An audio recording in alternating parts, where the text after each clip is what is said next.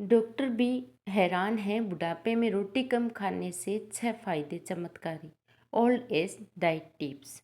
इस बात से डॉक्टर भी हैरान हैं कि बुढ़ापे में रोटी कम खाने से ऐसे चमत्कारी फायदे भी हो सकते हैं। क्या आपके घर में दादा दादी नाना नानी 60 से अधिक उम्र के बड़े बुजुर्ग हैं? क्या खाना खाते समय उन्हें प्यार से कहा जाता है, एक रोटी और खा लो, ताकत आ जाएगी? सुनने में ये बहुत अच्छा लगता है, लेकिन सच जानकर शायद आप आज चौंक जाएंगे। आज कई डॉक्टर और आयुर्वेद विशेषज्ञ मानते हैं कि बढ़ती उम्र में जोर से ज़्यादा रोटी खाना ताकत नहीं, बल्कि धीरे धीरे शरीर पर बोझ बढ़ाने जैसा हो सकता है।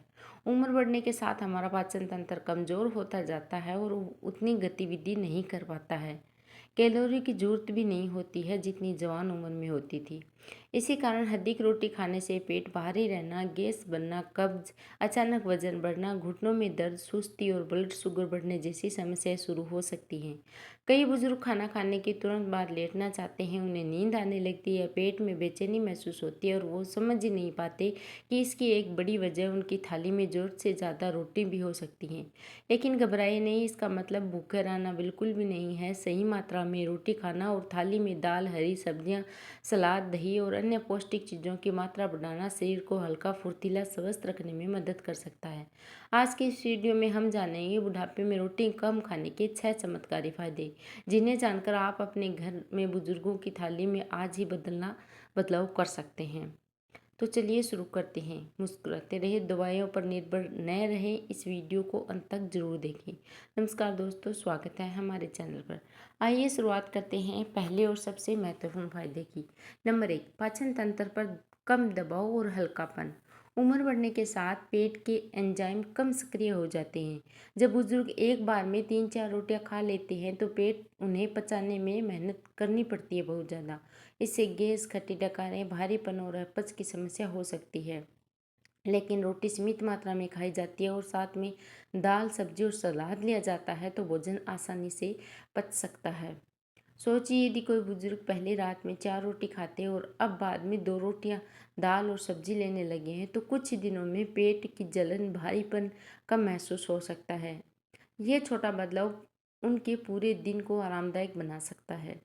नंबर 2, ब्लड शुगर नियंत्रण रहने में मदद। रोटी में कार्बोहाइड्रेट होता है जो शरीर में ग्लूकोज में बदलता है। ज़रूरत से ज़्यादा रोटी खाने पर ब्लड शुगर तेज़ी से बढ़ सकती है। यदि रोटी की मात्रा संतुलित रखी जाए तो फाइबर तथा प्रोटीन बढ़ाया जाए तो शुगर लेवल अधिक स्थिर रहता है और डायबिटीज़ को नियंत्रण रखने में मदद मिलती है। ये खासकर उन लोगों के लिए महत्वपूर्ण है जिन्हें पहले से डायबिटीज है या परिवार में शुगर की समस्या रही है।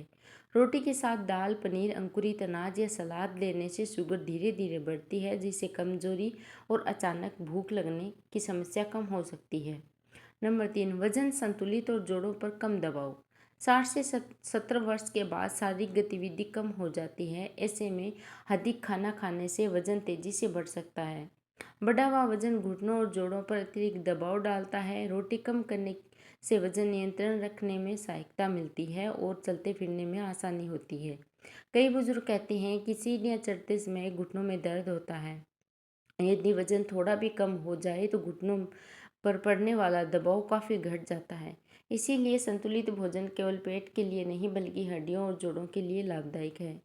नंबर 4, पेट फूलना, गैस और ब्लोटिंग से राहत। अधिक रोटियां खाने पर भोजन देर तक पेट में आंतों में पड़ा रह सकता है, जिससे गैस और पेट फूलने की शिकायतें बढ़ती हैं। सीमित मात्रा में रोटी, पर्याप्त पानी और खीरा, टमाटर, लौकी जैसी पानी वाली चीज़ें लेने से पाचन बेहतर होता है और ब्लोटिंग कम हो सकती है। अगर खाना खाने के बाद पेट तना हुआ लगे, डकारें आएँ या फिर कपड़े तंग महसूस हो तो ये संकेत हो सकते हैं कि भोजन शरीर की क्षमता से ज़्यादा है। धीरे धीरे खाना अच्छी तरह चबाना बहुत ज़्यादा ज़रूरी है, इससे पेट जल्दी भरता है। नंबर 5, सुस्ती कम और फुर्ती अधिक। भारी भोजन के बाद शरीर का अधिक रक्त प्रवाह पाचन की ओर चला जाता है। इसीलिए खाना खाने के बाद नींद आना, सुस्ती महसूस हो सकती है। हल्का और संतुलित भोजन जल्दी पचता है, ऊर्जा बेहतर मिलती है और बुजुर्ग अधिक सक्रिय महसूस करते हैं। जब भोजन हल्का होता है तो सुबह टहलना, पूजा करना, घर के छोटे काम करना और लोग से बातचीत करना आसान लगता है।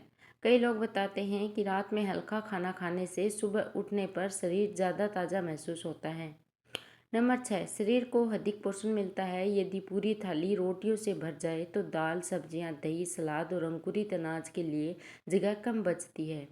रोटी थोड़ी कम करने से थाली प्रोटीन, विटामिन, मिनरल और कैल्शियम वाली चीज़ें बढ़ाई जा सकती हैं थाली में, जो बढ़ती उम्र में मांसपेशियों, हड्डियों और इम्यूनिटी के लिए बहुत ज़्यादा ज़रूरी हैं। उदाहरण के लिए 2 रोटियों के साथ 1 कटोरी दाल, 1 कटोरी हरी सब्जी, थोड़ा दही और सलाद लेने से शरीर को कहीं अधिक संतुलित पोषण मिलता है।